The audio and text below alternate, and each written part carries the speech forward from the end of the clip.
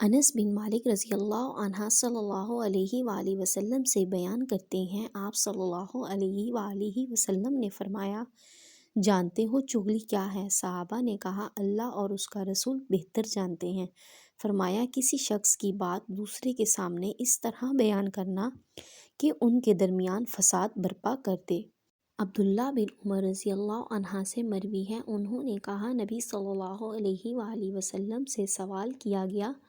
لوگوں میں بہترین کون ہیں؟ آپ صلی اللہ علیہ وآلہ وسلم نے فرمایا، جس کا اخلاق سب سے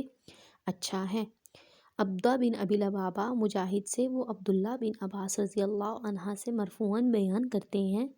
جب کوئی مسلمان اپنے مسلمان بھائی سے ملتا ہے، اس کا ہاتھ پکڑ کر مصافحہ کرتا ہے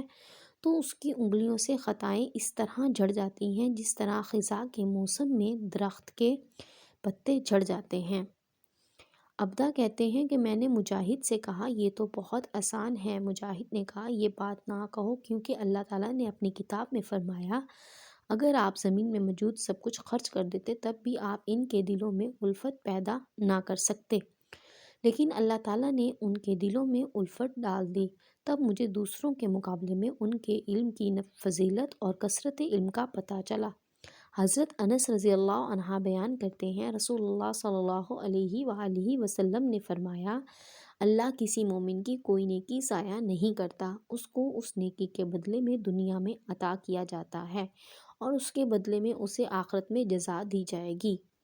اور کافر کو اس کی دنیا میں اللہ کے لیے کی گئی نیکیوں کے بدلے میں کھلایا جاتا ہے، حتیٰ کہ جب وہ آخرت کو پہنچے گا تو اس کی کوئی نیکی نہیں ہوگی جس کی اسے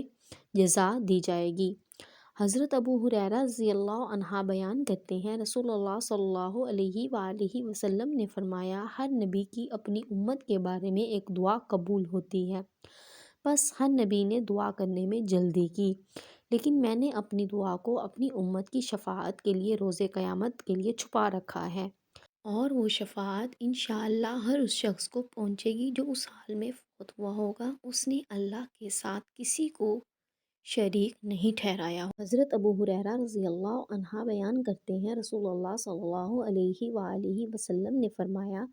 جب تم میں سے کوئی دعا کرے تو یوں نہ کہے، اے اللہ، اگر تو چاہے تو مجھے بخش دے، اگر تو چاہے تو مجھ پر رحم فرما، اگر تو چاہے تو مجھے رزق عطا فرما، بلکہ اسے چاہیے کہ وہ پورے عزم کے ساتھ دعا کرے، کیونکہ وہ جیسے چاہے کرتا ہے، اسے کوئی مجبور کرنے والا نہیں۔ حضرت سلمان فارسی رضی اللہ عنہ بیان کرتے ہیں، رسول اللہ صلی اللہ علیہ وآلہ وسلم نے فرمایا،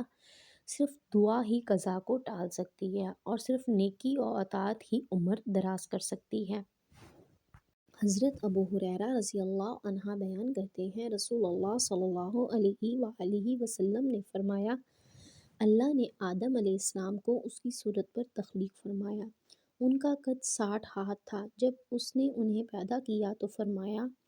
جاؤ اس جماعت کو سلام کرو۔ اس جماعت میں چند فرشتے بیٹھے ہوئے تھے، وہ آپ کو جو جواب دیں وہ غور سے سنیں، چنانچہ وہی جواب تمہارا اور تمہاری اولاد کا ہوگا۔ وہ گئے اور انہوں نے ان سے کہا، السلام علیکم، انہوں نے کہا، السلام علیکم ورحمۃ اللہ، انہوں نے انہیں لفظ رحمت اللہ کا زاہد جواب دیا۔ فرمایا، جنت میں جانے والا ہر شخص صورت آدم علیہ السلام پر ہوگا، اس کا قد 60 ہاتھ ہوگا، ان کے بعد پھر مسلسل اب تک قد و قامت میں کمی واقع ہوتی چلی آ رہی ہے۔ متفق علیہ۔